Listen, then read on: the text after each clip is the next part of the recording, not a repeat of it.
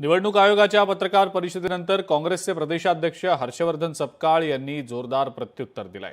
राहुल गांधींनी निवडणूक आयोगाचे वाभाडे काढल्याचं म्हणत निवडणूक आयोगानं स्वतः लिहून पत्रकार परिषद घेतली का असा सवालही सपकाळ यांनी उपरोधिकपणे विचारलाय। निवडणूक आयोगाकडे नैतिकता उरली असेल तर राहुल गांधींनी विचारलेला सर्व डेटा त्यांनी पब्लिक डोमेनमध्ये समोर आणावा असं आव्हान सुद्धा सपकाळ यांनी दिलेलं आहे।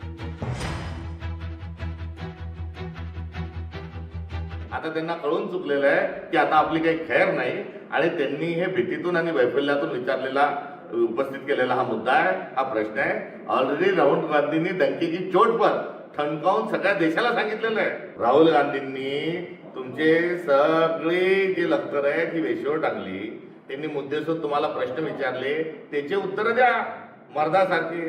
काय तुम्ही रणांगणातून पळून जात असताना हलकनाम्यासारख्या गोष्टी करता? ते बोलले ना, आणि ते बोलल्यानंतर त्यांनी कुठलंही आपलं स्टेटमेंट वापस घेतलेलं नाही।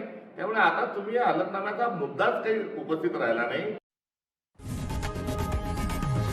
लोकशाही मराठी ऐका, पहा, जागरूक रहा।